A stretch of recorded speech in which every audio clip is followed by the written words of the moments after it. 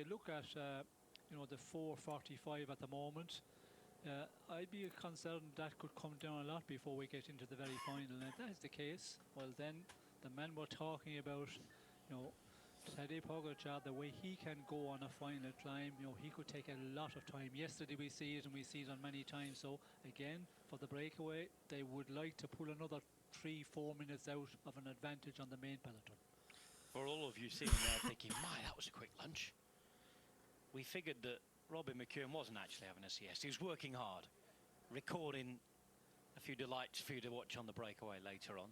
So Sean's back with me for a little while. There's Christophe Laporte as well. And a conversation here between Almeida and Pogacar. Almeida, we think, is going to go and do the Vuelta. Pogacar has said he won't, but I know there'll be plenty of you watching at home thinking, this is a unique opportunity to go and do all three. That'd be quite some undertaking, wouldn't it? Well, I think the question was asked to the manager, Mauro Giannetti, yesterday, and he said no. But he said you never know with Pogacar, and but he would recommend and advise that no, it's not the thing to do. The Grand Slam, I think we call it, the World Championships, that's the one he's going for. And of course, our fellow Irishman was a one who done that in '87. So yeah, the circuit also for the World Championships this year definitely suits him. So I'd be very surprised if he target or go for the Vuelta, because that would be, you know, a huge undertaking in one season. A feat never done, of course. So that might be a bit of a carrot there. And yeah, the way he's riding, the way he's recovering, you just never know. I think the next number of weeks will be very interesting, but I doubt if we'll see him on the Vuelta. World Championships in Zurich this year, hilly course around in Switzerland.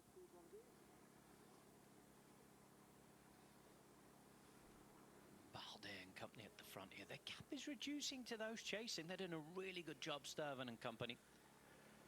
37 seconds now. Junietz and Johannesson with them. Peters and Paulus behind. First to be dropped out of that chasing group, by the way, was Clément Champoussin, local rider.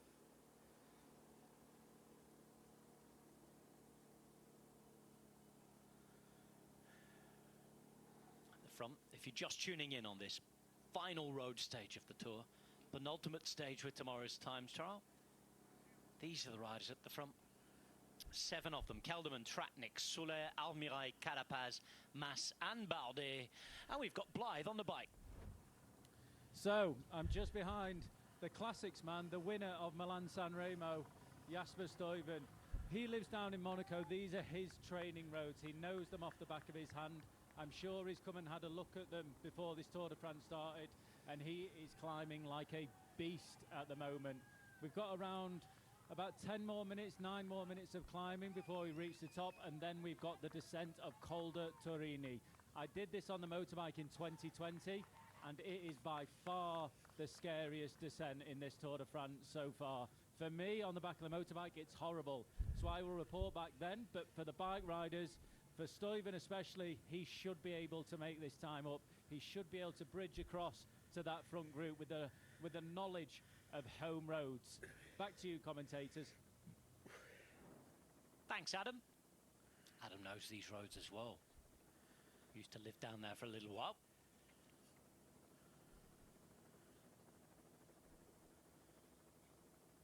And he just talked about closing the gap there to 25 seconds now. In the meantime, all smiles behind.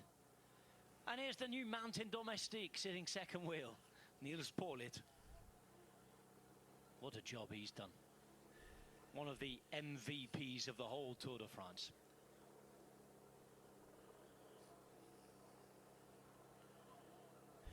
And Tim Wellens in front of him.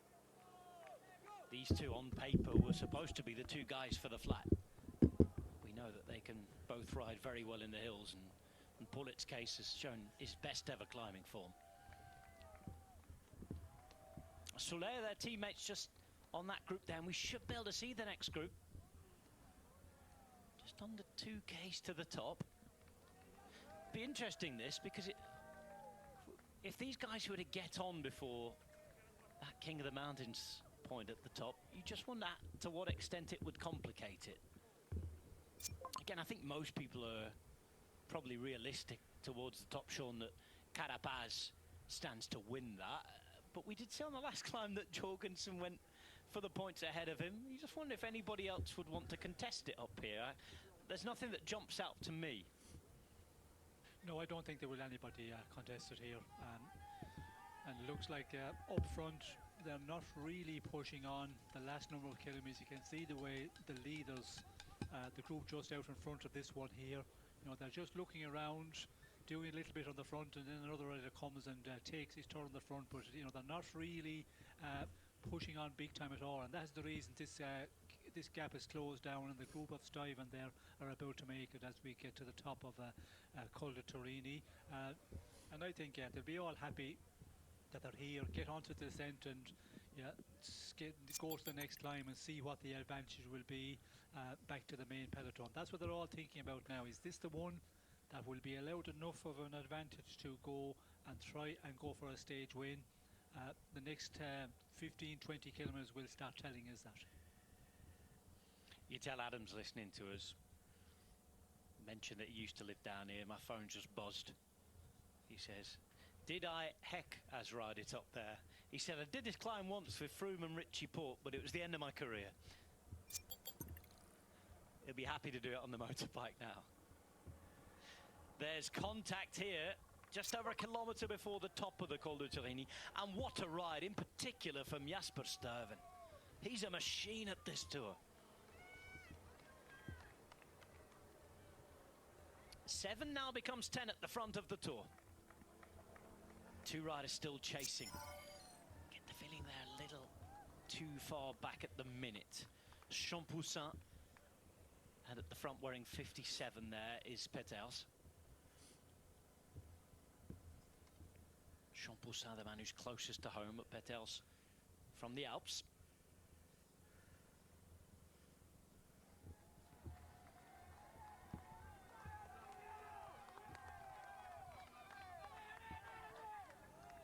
The twists and the turns up the Col de Torini.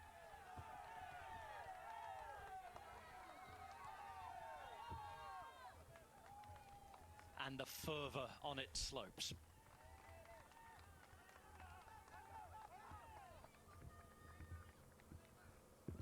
This is Johannesson, the latest in a long line of Uno X riders who've been out there and affected this race. Bardet's already won a stage and won the yellow jersey. Carapaz, stage winner in here too. Back in the Arkea car. They are stage winners now, after having taken it with Vauquelin, but it's not happening here for Clément Champoussin. Mechanical issue. And it looks like the legs are hurting as well, Sean. Yes, we have seen the legs are hurting, and this is the last thing you want to get a flat on the climb. But we can see there that they're really struggling and not able to match the pace of that Stuyven group, and that's where you have to be got to do to get into the front of the race. And it's going to be a one where he's going to ride another bit out in front here. He is going to for the spectators, for his fans, he's going to do that, but it will be a case how long can he stay out in front before he'll be swallowed up by the main peloton. Not the way he wanted his escapade to end. Let's go back to the front. We're less than half a K now to the top. Keep your eyes on the man in the polka dots, Carapaz, and they're all sort of looking around at him here. Yes, there is that waiting game now and looking, and hopefully they do not continue on like that, because when they get over the mountain classification point, they need to get together again. 4:43 back to the yellow jersey group. So yeah, they need to get organised, but they're a little bit of looking around who's going to make this final 350 metres of the pull. Carapaz is the one in the front, and yeah, let's hope we don't see anybody contesting against him for the mountain points. 3 former teammates on the front in Carapaz, Mas and Soler. 250 metres to the top. The gradients are still stiff and tough. Tratnik's there as well. 7 on his back. It's Soler who's at the saddle. He hits the front here. 10 points, 8 points, 6 points for first, second and third.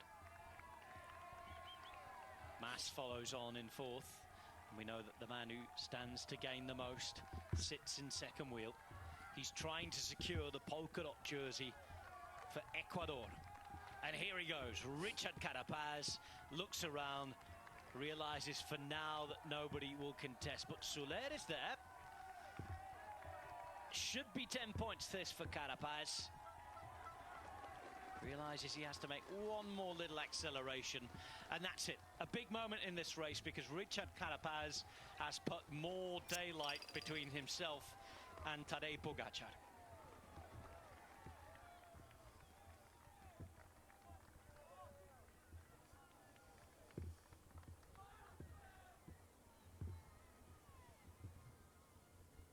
And Champoussin.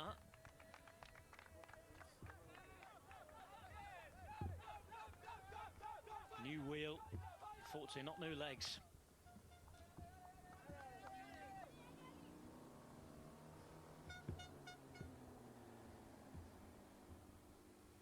So Richard Carapaz on his way to winning the polka dot jersey.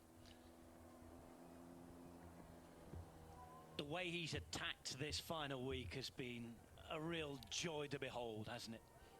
Well, he is another one who, just such a great racer, and the way he's aggressive in getting into the breakaways, then trying to break it up if it's a big one, and the way he has ridden in the last 10 days. I know he had a very good start in this race, but he's been excellent, because when you get in the breakaways in the earlier part of the day, it's a difficult one to finish off, and he's able to do it. The day could be about to change, because Remco Evenepoel's Soudal Quick-Step team have decided to start setting the pace a little closer to the top of Turin. Now, is this to put pressure on Jonas Vingegaard, or is this to make sure they're in the right place to the descent? On that last point, you'd have to say there's a bit of the climb to go before they needed to make that fight. Yes, it will be an interesting one, and we know with Remco Evenepoel that the descents, but I don't think there should be any concern at the descent here, because the way things are calm back in the peloton of yellow jersey, it looks like that the team of Remco Evenepoel wants to push on here and maybe keep the pressure on here and get it into the final, where the stage win is still, possible out there, and that, creates more nervousness back in the main peloton, and by doing that, it makes the race more difficult as well. So we'll have to wait and see, but it's going to be an interesting one to see what the tactic is of the Soudal Quick-Step. Vettel's over the top. 2:22 his gap, 4:19 and dropping here, and this is quite the increase in pace by Gianni Moscon. You just see how stretched out suddenly the peloton is becoming after it had grown. Moscon is there, Van Wilder on his wheel. Then you have Hirt, Landa still with Evenepoel. They have good numbers here, do Soudal Quick-Step, to do the damage if they should wish. Well, they certainly have enough riders here, and when you look at what's to come, we have the long descent now, and then we go on to the next first category climb. Still 70 kilometers to go for our leaders. This is, an advantage that they're going to be getting worried out in front. The breakaway men who have managed to get up there now, they're going to have to keep the pressure on, keep working well together. And this is going to be an interesting next 20 kilometers to see how this advantage of 4:13 will hold up. And 15 seconds has been chopped off straight away. Coming up towards the top here. Moscon really being used. Lando's looking very, very good in 5th position as well. He's still got a 2 minutes, 2 second buffer on in 5th, but they're looking at 2nd here with Evenepoel if they can.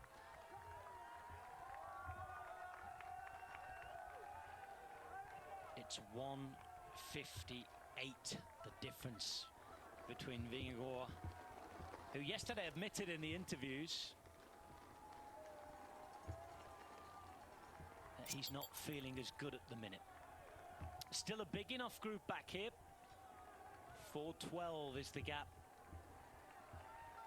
And you can just see now that there's a couple of victims of that increase in pace. The likes of Coquard, Laporte.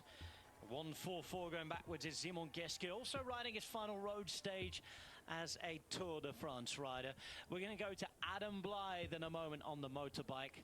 And when we've had a chat with Adam, we'll bring in Robbie McEwen.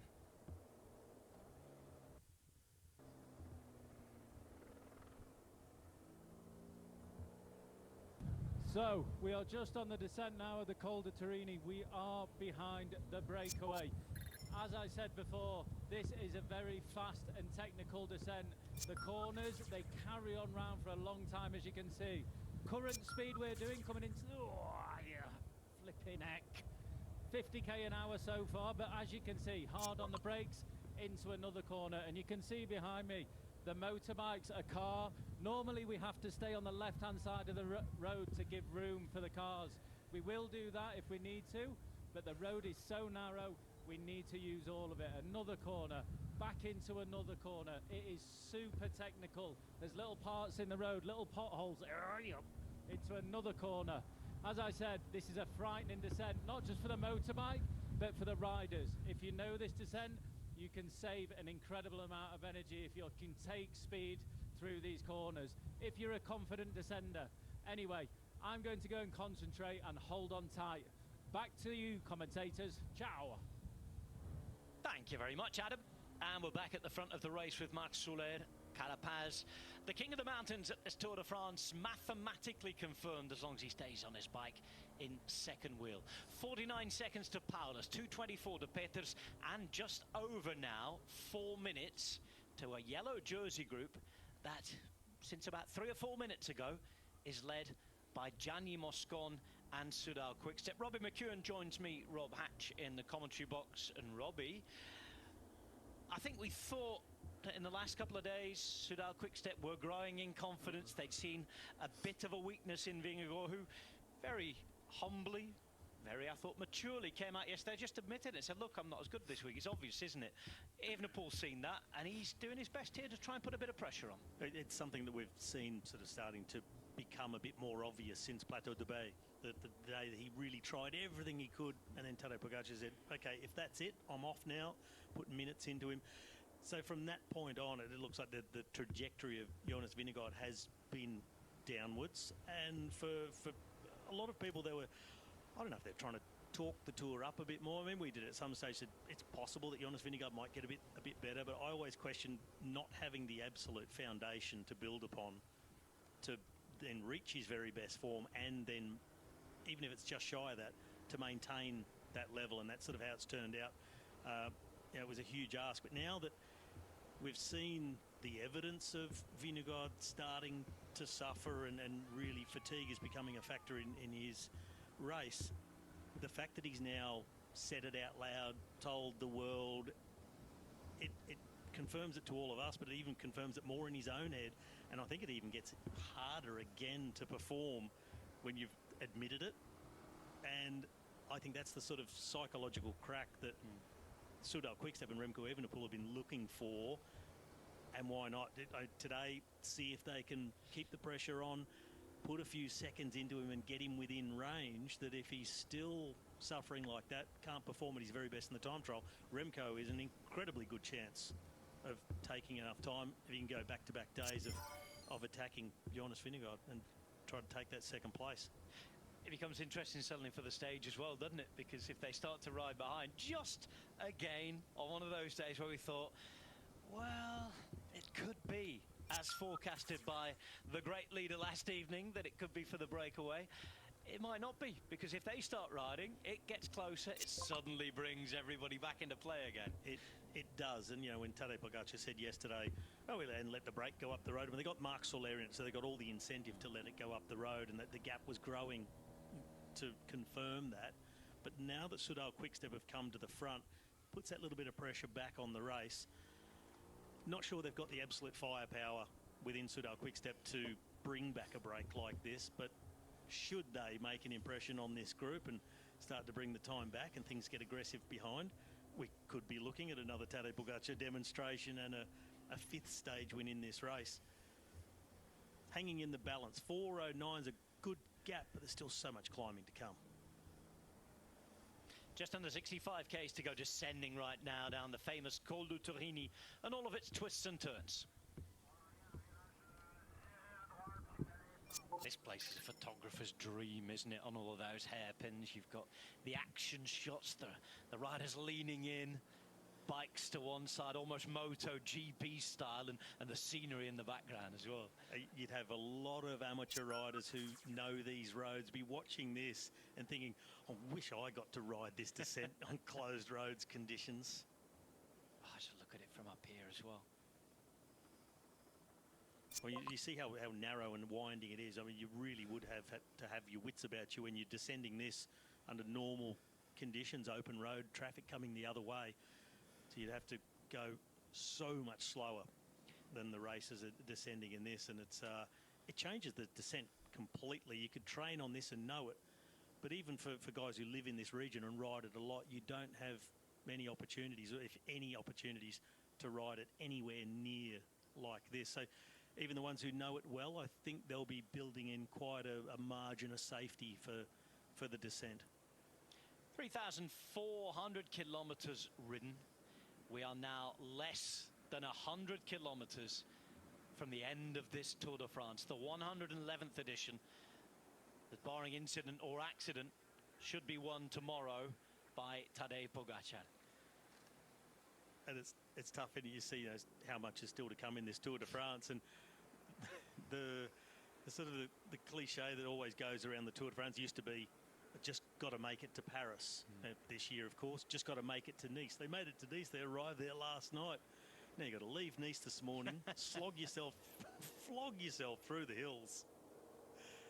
Then you're back in Nice again. Then you go off to Monaco to flog yourself over a couple more hills back into Nice again. So you've got to reach Nice 3 times. The finish line is so close you can touch it. You know, you can do a Primož Roglič and go for a pre-breakfast walk if you like. He still likes to do that in the mornings. See the finish line, literally touch the finish line, but you might still be 2 days away from the finish. Just less than 63 k's to go now.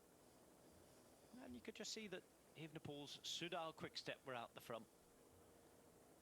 Couple of small gaps forming on these technical descents, but when you look further back, it's one long line down here. And we're looking to Jasper Stuyver here, who's been in fantastic climbing form. Just look at the views with these drops here. Very different conditions to when these roads have been tackled in the last few years in Paris-Nice. In fact, the final 3 climbs that have all been mountaintop finishes in Paris-Nice: Turini, Colmiane, and the Col de la Couillole. Mentioned Turini, won by Dani Martinez and Primož Roglič in the last few years.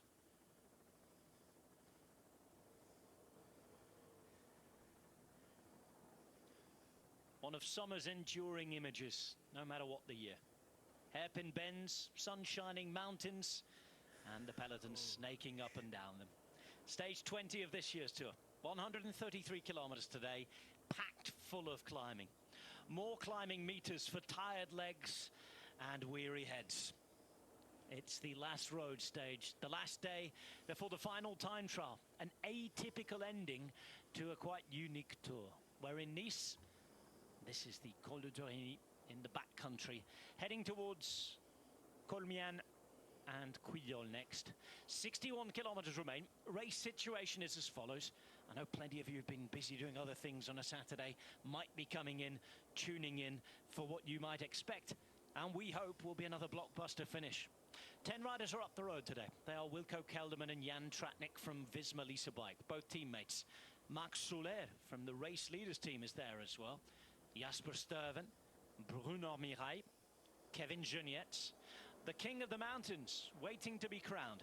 He has a mathematical gap now with Tadej Pogačar and Carapaz out there with Enric Mas, Romain Bardet, who won the opening stage and took the first yellow jersey of this race, alongside Tobias Harland Johannesson. They are 39 seconds in front of Nielsen. Paulus, 2 minutes 12 ahead of Nance Peters. Clément Champoussin is somewhere on the road as well, a little further back, although he's had a mechanical. And at 4:20, the yellow jersey group that until 10 to 15 minutes ago was led by UAE, allowing the gap to slightly grow. But Gianni Moscon moved to the front for Soudal Quickstep, and Remco Evenepoel has 3 other riders after the Italian to ride for him in the mountains. This is going to be an interesting watch. It always has been at this tour, and we're descending now, twisting, turning on the technical roads down the Col de Torini, made very famous indeed by the Monte Carlo Rally.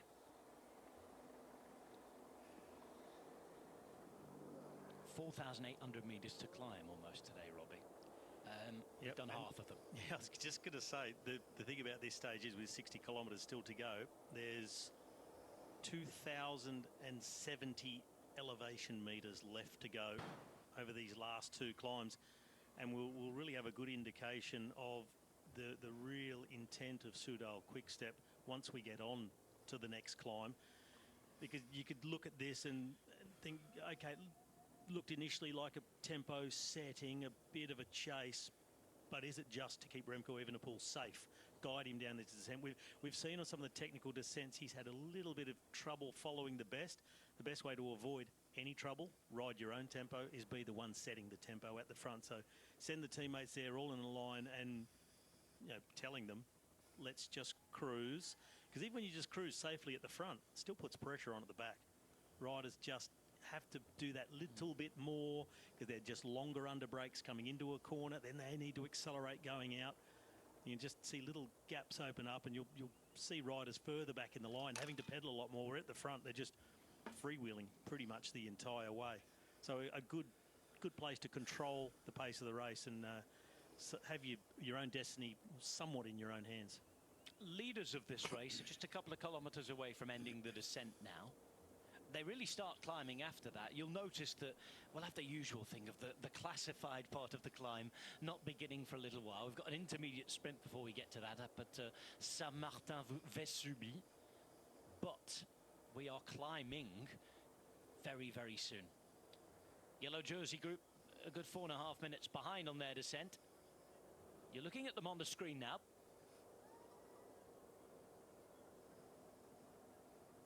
As the riders descend back to civilization from the rugged peaks of the mighty mountains. Just over 57 kilometres still to go. It's a fast-moving day. So for the next little while, I'm going to hand you over to Mr. Carlton Kirby. Thank you, Rob. Well, we have all sorts of shenanigans in this race, and you know, some things more memorable than others. The gentleman with the crisps, apparently he has been charged with some kind of shenanigans. But Col de Torini, the Monte Carlo Rally came over here many times, as Rob has already pointed out. And there was one fan at the side of the road, and he decided that the best thing to invoke would be a bit of butter. And he had half a kilo of butter, and as it was in the night time, this was actually thrown at the windscreen of one of the cars, who immediately put on the windscreen wipers, and there was there was no way back from that. I'm not suggesting that that kind of behaviour is appropriate in any way, shape or form. However, it just shows you it's not just the cycling that has its core of idiots, and you know, we want those to go to the side, and we can just get on with enjoying the rest of it. But yeah, Buttergate back in the day. Well, that was then. This is now. And rather spectacular little bit of tile work on the top of this chapel. John, have we got something on it? I will find out something for you. I'm not entirely sure about that particular one, I'm afraid, but I'll get back to you in a moment. Thank you, John. Well, Nielsen Powers at 38 seconds. So pleased, I must say, that Richard Carapaz is going to be crowned the King of the Mountains man. A little bit of shenanigans earlier on, Robbie, where he was denied a point over the top. Well, that was a moment in the race that raised a lot of eyebrows. Talking about Carapaz was denied there by Matteo Jorgensen. In the end, it hasn't affected him, and he's going to win the polka dot jersey. But yeah, it's not good PR, is it? No, it's a no-no. I mean, it gets people offside, but there may be a backstory that only those two may know about as to the reason why Matteo Jorgensen felt inspired to flick Richard Carapaz. Do you know what I think? For the point? I think that he was fed up with Pogacar winning yesterday and nicking what looked like a stage win for Jorgensen. And as soon as they started issuing edicts like, OK, we're all going to let Carapaz, he just thought it wasn't against Carapaz. I think it was against UE Team Emirates, basically just saying, you're telling me nothing after yesterday. Well, tempers and everything is frayed by the end of 3 weeks of racing. No surprise at all. So don't be too hard on Matthew Jorgensen. I think our sympathies were heaped upon him yesterday, and then today he kind of parked up the PR, didn't he? The team may well have had a word. Here is Alan Blythe, who's on the motorcycle. He's now probably very pleased to be climbing after that hairy descending that he described so beautifully to us earlier. So, woohoo! I just got to the bottom of that descent, and I'm not religious, but I'm quite happy about it. Thank you, whoever you are up there, that I made it. I think the reason why Remco and his team are riding on the front, because that descent is so technical, it's so twisty, it is so turny and tight. We know that Remco is not the best descender in the world, he's not the most confident. So I think his team started to ride before the top of the descent so they can take control on there, so he doesn't have to do more work, because we have to get to the bottom now and it's already climbing. So if he was a little bit nervous, this will be more work for him that he didn't want to do. And if he wants to attack later on in the stage to maybe try and get that second position on the podium, the extra effort is going to cost him. So I think he's just trying to take control on that descent to stay safe and save energy. Back to you, commentators. Thank you, Adam. You've got to expect something from Remco Evenepoel. If he's got a chance, if there's a possible sniff, Robbie, that he can move into second place in this race, then he is going to at least put on a display, I imagine, in that regard. Yeah, 1 minute 58 between the two.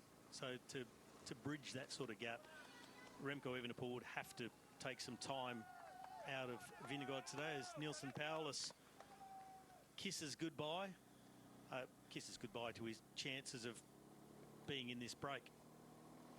Well, they've done a job, haven't they? They've done a great job. Fabulous. Getting Carapaz up here for a jersey, you never know. He might well indeed still have a shout at the stage win again. I mean, it would be a wonderful thing indeed if he was able to do that after his exploits on stage 17 up to Super Dovoli. Why not again? Well, there are others to stop him. Just noticing a bit of a grin on the face of Wilco Kelderman. Just, I'm not sure exactly who he was talking to. It may have been Jasper Stuyven. Both, of course, speaking Nederlands. One Flemish, one Dutch, but same, kind of. Don't tell each other same though. Yeah, exactly. They get yourself into real trouble then. Same language with I mean some obvious differences, but yeah. Do you know? Just dwelling on that, the insult cheesehead sounds very benign to anybody, but it has a big impact, doesn't it, in the Low Countries? I'll try not to go there. I'll leave that one to Sean. It just seems such an innocent. Yeah. Anyway, in some places it's held in very low regard. Anyway, here we are. And it's wonderful to see that we've got some animation here from Soudal Quickstep, because it adds yet another element to the possibilities of today. Now, if they almost accidentally catch the break because they're trying to put the hurt on Jonas Vingegaard, then so be it. However, the breakaway will still have plenty of options, especially with 4 minutes and 25. However, as Rob was pointing out, this is a drag race to the sprint and then a climb after it. But really, this is a climb, Robbie, of over 20 kilometres in length. It absolutely is. It's a climb, and I mean, it doesn't make any difference to the green jersey competition, but it's quite horrible to put a sprint halfway up a 20-kilometre climb. But I was interested to see how Soudal Quickstep would continue with this riding on the front, whether it was just going to be sort of riding a tempo that wasn't a peloton splitting tempo, or if it's going to be really trying to chase down the break, hurt Jonas Vingegaard, how much they're really going to put into it and how soon they're going to really try and tighten the screws. I mean, they've got Moscon on the front, but it's not going to put any of the GC favourites in trouble. So they have to go into the next phase and put some stronger climbers on the front and really turn things up to do some damage.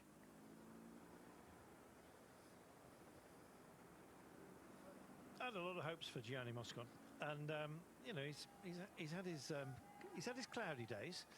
Let's put it that way. But yes, this monster performance that he's putting on at the moment kind of reminds me of Harrogate, where he worked so hard to try and get Matteo Trentin into the World Champs jersey. It didn't quite work out for him, I'm afraid, because it went the way of Mads Pedersen that day. But Moscon was amazing, and he reminded us that big men go up mountains and constant climbs, as it was as part of that circuit. And he's showing it again, Robbie. He really does have an engine. When his mind's in the right place, he's fabulous. Yeah, he can do some incredibly strong performances, as you said, if his head's in the right place to do them, and he can take his mind off anything that might get him upset. Distracts him, put it like that. Yeah, just distracted and direct his aggression towards the wrong place. As Clément Champoussin, the man born and raised in Nice,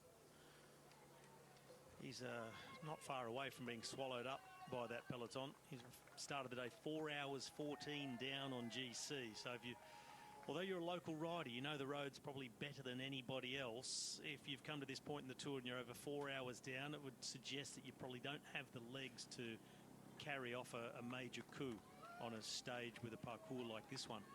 But back to Gianni Moscon and Soudal Quickstep, I think if they really want to make a difference to the feeling of Jonas Vingegaard, get him under pressure, try and wind the brake back in, set up an attack for Remco Evenepoel. They're going to have to let Moscon fairly shortly go towards his limit and then hand over to the men who can really start to break things up. Iljan van Wilder, Jan Hurt, and then Mikel Landa. They don't want to use him until deep into the final climb because he's still holding a decent spot on GC in 5th. Behind him is Carlos Rodriguez having his own struggle. So I don't think he has to worry too much about his own GC. I think he'll hold 5th. Even if he passed Almeida today, probably going to go back the other way in the time trial. So I think they want to do something, make their mark. It's got to happen within the next 5K on this climb, letting Moscon go to his limit and then hand over to the next, which will be Van Wilder. Now, this Bassin Baignade Biologique, I know for a fact, is a hot springs, and it's ever the more impressive when indeed the snow all around the locale here, John. Yep, 3 pools present there. One pool is 1.5 meters deep, another's 3 meters 30, and then you've got a paddling pool as well. And the biological pool uses the principle of natural and biological filtration to treat the bathing water. So natural spring type and has very good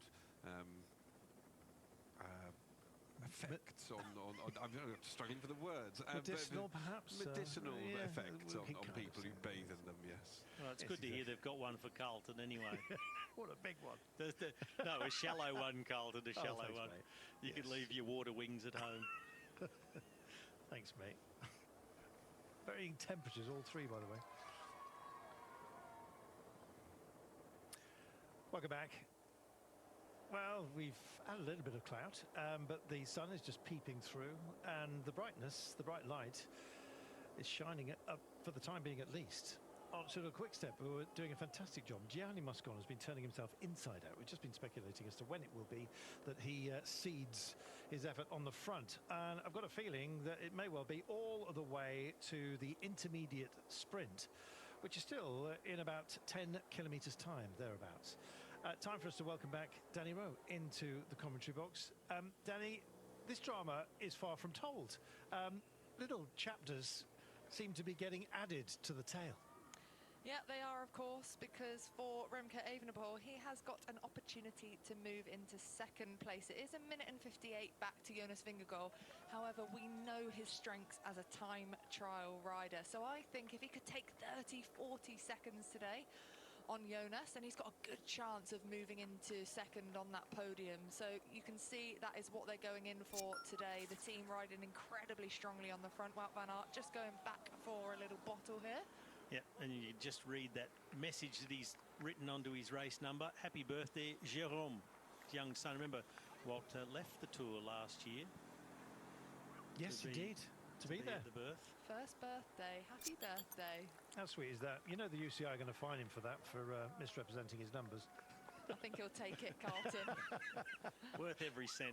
Kind of like the kiss of Julien Bernard. Yeah, exactly. I don't know. Elmar Riders, of course, departing the Tour for the birth of his first child as well, so he'll be doing pretty much the same thing, provided the fine isn't too serious this time by. Well, that's a warning, I feel certain. Gosh, the commissaires quietened down a little bit, didn't they, Danny? At the beginning of this race, they were very busy. Yeah, they were indeed. We just mentioned about the fine of Julien Bernard when he stopped to kiss his wife on the time trial stage. Didn't cause any drama to the riders behind him, and I think, you know, as Robbie said there, with the fine that Wout van Aert might get with the writing on his numbers, I think it was worth every cent. But yeah, they've been on it, haven't they, the commissaires, and they have to be. You know, they have to. They've been a bit relegation happy for mine. I think they've been a bit over the top. Maybe with things like that, yeah. And I was one to say, oh come on, you know, that's a bit harsh. But maybe with some of the relegations that we've seen in the sprint stages, they have to be consistent. I just like sprinkling the bait and watching Robbie feast on it. Hook, line and sinker. Well, careful, I'll eat the rod too. it did have a big impact, especially knocking back Jasper Philipsen, I'm afraid. But that turned out to be a fantastic battle, and a worthy winner we've got as well, Robbie, in Biniam Girmay. We have, and in the end, there's all sorts of little elements that go into a battle like the green jersey, and as opposed to having a bad moment when you're racing for yellow, might cost you a few seconds and probably won't in the end influence where you finish overall. You have a bad moment racing for green, it ruins the entire competition for you. In the end, we've had somewhat of a balance out. We had Jasper Philipsen behind the crash into Turin, which was won by Biniam Girmay, so he missed out points there. Then he had his relegation, missed a whole handful of points on that one. Then again, we had Biniam Girmay crash on the way into the sprint in Nîmes, which was won by Jasper Philipsen. So it's like a game of snakes and ladders. Yeah, amazing. And you kind of hope that the ones who are in the battle for the green either have no bad luck for any of them, or the same amount of problems, be it bad luck, crash, mechanical, relegation, whatever it is. As it turns out, Binny had one crash, but for the rest, scored well.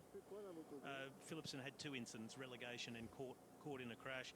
But but all the same, absolute worthy winner of green is Biniam Girmay. Yeah, I was going to say, it doesn't take anything away, does it, of the performance of Biniam Girmay. To win 3 Tour de France stages would have exceeded his expectations. Before he came into this tour, I think we've seen such emotion from him about what this means. He talked to us about having posters, of Mark Cavendish on his wall up to only a couple of years ago. So he dreams of being the best sprinter of all time now, and yeah, I mean, he's shown us what he can do here.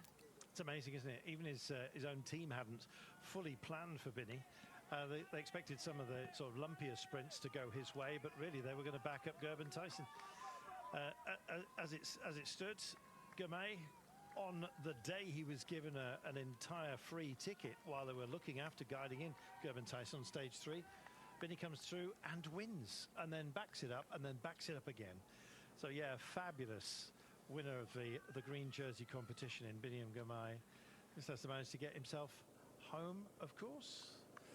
We're going to head down to Hannah. She is at the UAE Team Emirates feeding zone.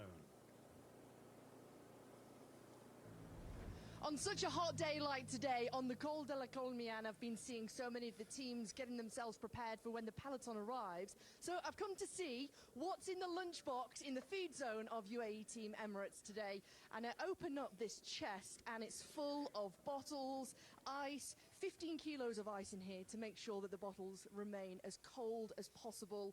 We've got bottles with the ice socks on to be able to give to the riders. This is one of the bottles, so double X. 1X means 30 grams, so double X, this is 60 grams of carbohydrates within this bottle. There's a mango gel attached to the bottle as well, which has been frozen, so when the riders take it, it can try and help keep the core body temperature as cool as possible. And it's also easy for the riders to be able to grab a bottle and take the carbohydrates and the gel with that. We've got also in here, we've got the ice cooler, which has been kept at minus 22 degrees, full of the ice socks to be able to give. And nearer the time, this is where the soigneurs here will start to prepare and put them onto the bottles. But this is what is in the lunchbox of UAE team Emirates. Thank you, Hannah. You know, she asked all the right questions. You know, 15 kilos of ice, not a little bit more, not a little bit less. Great insight there, Danny. Yeah, it's brilliant, isn't it, that we're getting all of this information on the ground from Hannah, from Adam on the back of the motorbike. Lots that we can't see at home. And what makes it really interesting, the planning that goes in, the team behind the team, the soigneurs, the unsung heroes, the mechanics that are up at first at the start of the day and they're the latest to go to bed at night. And it is a huge team effort, and the cooling and feeding strategy is a huge part of that. Without feeding these riders, they wouldn't be able to perform like they do. They are trying to keep them as cool as possible, as hydrated as possible, and as topped up as they can be to be able to perform at their best. So a great little insight there. Yep, absolutely fantastic. Well, you get the best coverage here, of course, and the Tour de France Femme is starting off in Rotterdam for the first time, don't forget, ending on the famous Alpe d'Huez, every moment of the Olympic Games in Paris as well for you. There's no better place, is there, Robbie? There's no better place for all your sport, but especially cycling. And Discovery Plus and Eurosport. 48.4 kilometres from home. We've got 3 minutes and 14. Nielsen Paulus. Nance Peters hovering at 3 minutes and 25. And indeed, the Mywhoosh. Now, 4 minutes. It wasn't that long ago. It was 4 minutes and 40. So I don't think they're minded to start chomping into this just yet. But when will they be, Robbie? Well, the gap went out on the descent. So from when Soudal Quickstep took over, the gap extended as they did the very long descent off the Col de Turini. Now it started to come back the other way. So they've taken some half a minute back. So maybe they are starting to wind up the engine of Gianni Moscon, get towards his limit, or at least a level that they think he can sustain for 10, 15 kilometres until they hand over to the next rider. But if they intend on catching the breakaway, that they're going to have to really ramp up to the next guy in line, which is Van Wilder, by halfway up this climb at least, I would think.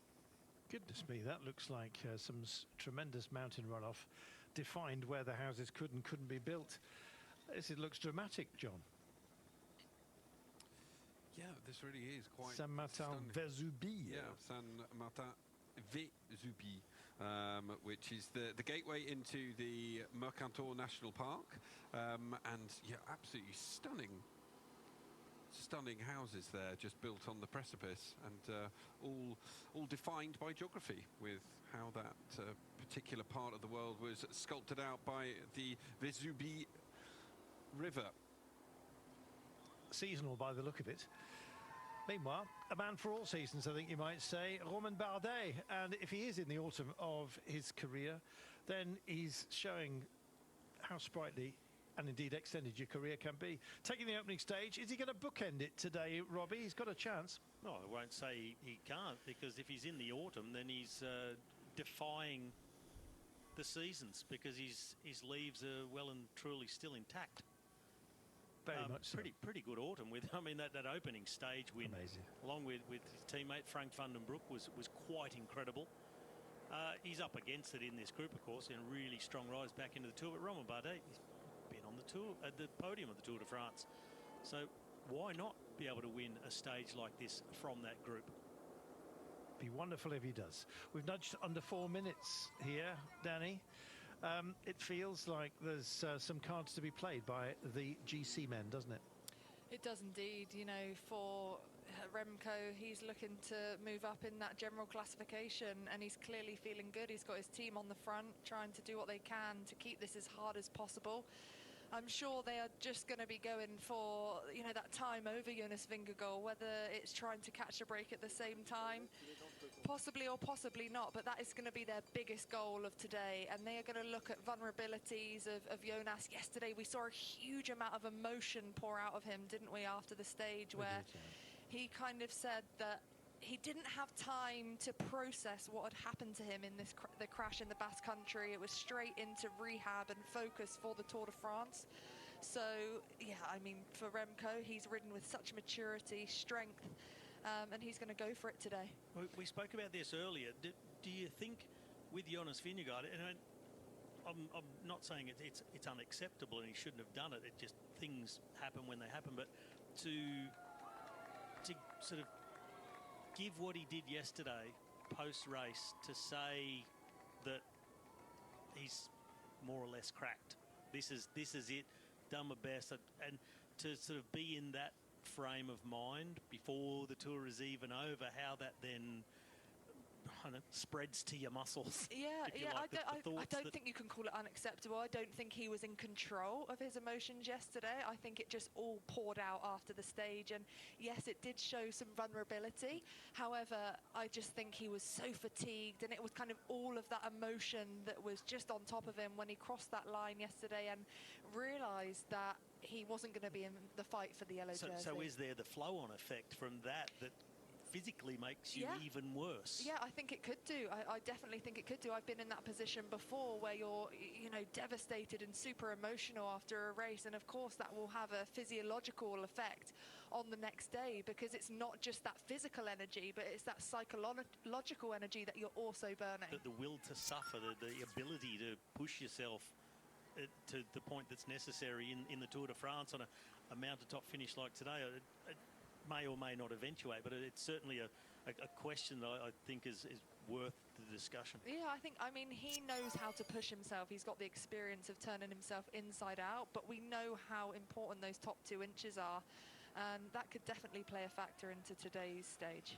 Well, I'm sure it was a hand slap moment to the forehead as well for the team, because, you know, there are teams here ready to pounce, and the very public declaration that he may indeed be suffering will have been picked up, of course, by your rivals. And this is a game, Robbie, where you desperately try and hide any kind of weakness, because others will pounce upon it. I'm not saying that's a bad thing. It's all part of the game we play. It's a very tough one, but I'm just wondering whether that has spurred on the belief within Evenepoel and Pseudo Quickstep.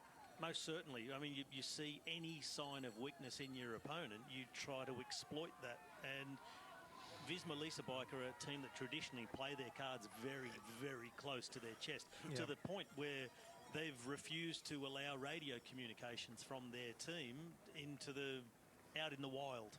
That we're not seeing that on TV. So to have that openness from Jonas is not something we're used to from the Visma team.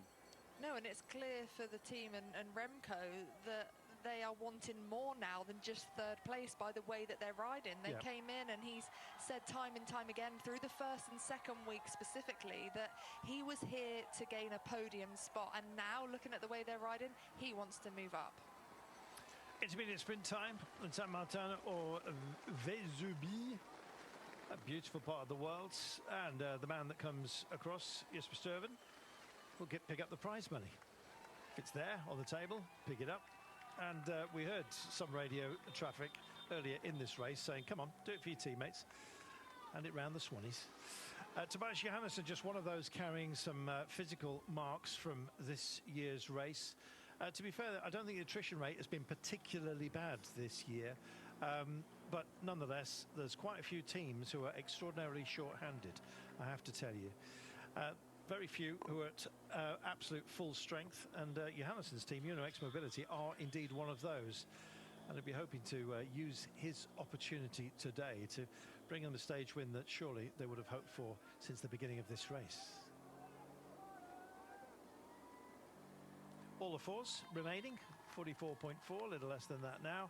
And still no huge vault from the Tadej Pogačar group, as you can see, at 3 minutes and 57. That's not to say the pace isn't a sterling one. So we've been through the sprint, little flat section as we cross over the storm drains here, essentially, and the mountain runoff. Now it's the mountain run up. We have to take on the Colmaine. Now, it's not the most sterling. It's quite a regular climb, this, Robbie, but so deep into the race, these things have a huge impact. Well, any uphill section at this stage in the Tour de France has an impact that just really burns the legs. But again, it's just one of those ones where it says the climb is 7.5 kilometres long. Yeah, it's 7.5 kilometres long from where they've decided to put the sign, but they've already been climbing for about 9 kilometres by the time they get to the sign that says it's 7.5 for the entire climb. So it's a lot more than the sign suggests, and an opportunity for Richard Carapaz to take more points, but he's already certain of that jersey, so he can concentrate more on trying to win the stage. But the rest of this climb now, once the peloton, or what's left of it, gets onto this main climb, I'll be really interested to see then a possible changing of the guard at the front for Soudal Quickstep, the changeover from Moscon to Ilan van Wilder. And Enric Mas, he's not prepared to wait to see what's going to happen behind in the chase. He's decided it is time to go. Great to see Bardet chugging into that gap as well, and also Carapaz, who's now powered on by the power of the jersey. Think about another stage win, Danny. Yeah, he is indeed, and Enric Mas was one I had highlighted. He finished strongly yesterday in 12th, ahead of Buitrago and Rodriguez, who were in that top 10. Not going for GC, though, of course, being over an hour down, 1 hour and 5 minutes, 32 seconds, but, of course, looking for that stage win. And you mentioned it, Carton, 10 teams still without a win. 35 riders have left this tour for varying different reasons. But for these guys out front, they want to take a stage. Check this out. I love this. Wilco Kelderman sets the pace. Carapaz momentarily just finds himself not exactly arguing, but wondering about the efficacy of those around him. Enric Mas and Romain Bardet, and then just chugs on over. Arms flicked out straight away, just as Carapaz has made the big effort to get over. Not going to take the bait straight away, but suddenly it turns into 4 riders, and the response from Marc Soler, he's bridging over as well. We're finding out who's struggling within this group, Danny. Yeah, we are indeed, and we're only going to see more of that as we get closer to the top. It's a cruel sport, isn't it? Gianni Moscon going through this sprint point. And they've been climbing for a lot longer than just this categorized part of the climb. It's a brutal day. It's going to be super attritional at the back of this big, large peloton that we've still got, including that yellow jersey, and there are going to be fireworks. They certainly are. Nielsen Paulus, busy at the beginning of the day. So many riders are going to take an awful long time to get home. Tell you what, as they're getting so active, Soudal Quickstep, let's indeed find out the thoughts before we started today from Remco Evenepoel. Remco, fantastic ride yesterday, side by side with Jonas. Do you think you've got to measure him? Do you think you can try and crack him today? It will be difficult. I mean, it's Jonas, you know, double Tour de France champion, big champion in the bunch, one of the best riders of the last years. So, I mean, I'm happy with where I am, and we already got the eyes on tomorrow as well. So I think it's going to be all about staying calm and trying to keep that third spot in a safe place. So yeah, try to get through, because it's a difficult stage as well. Breakaway would be perfect for us, and then roll in with the GC guys. I mean, roll in. So, but nothing spectacular from our side. Remco, what does it mean for you to be wearing a jersey at the end of the Tour de France? It's amazing. I think it's, I mean, I'm pretty sure it's my first one. So it's very special. I've been feeling good during the whole 3 weeks. I already mentioned before that Jonas and Tadej are a league just above me. But that's why I'm here to measure myself with them, to work towards the future. And I'm very happy with the results till now, but for sure there's still today and tomorrow. So eyes open, feet on the ground, and keep pushing. Okay, good luck, man. Skiving chain for Oscar Olney. Looks like he's just about sorted it out. Speaks with great maturity, doesn't he, Remco Evenepoel? And he has done all his career, Robbie. He does, and for a guy as young as him, it may come as a surprise to many how mature and well-spoken that he is. But then you've got to take into account that he's been doing this from a very young age. When he crossed over to cycling from football, he was a very promising footballer that came to cycling, and from in the juniors just proved himself to be such a special athlete. He won nearly all of his races solo. He hardly lost a race, and from the very early moments in his cycling career, he was under the microscope of the Belgian press. It really doesn't take them long to latch onto a big talent like a Remco Evenepoel. So he's been doing interviews and been in the public eye for a very long time already before he turned pro. So he was captain of the under-16 Belgian football team. Yeah, exactly. He was a really promising footballer. So he's a guy who he's being able to take the big moments in his stride, live up to expectation, deal with the external pressures, and put that all into words. And a really intelligent guy too. He speaks, apart from his native Flemish, he speaks perfect French, perfect English. Yeah, he's great to listen to, and he's always got something good to say. He tends to avoid cliches, which I like. Although I think he was, rather than cliches this morning, I think he's been just a bit cagey, a bit guarded about his actual intentions for the stage, which is also intelligent. Yeah, I agree, Robbie. And he said time and time again in his post-race interviews that he needs to keep his feet on the ground. That is something that he has said twice. But if he senses a weakness, he will try and exploit it for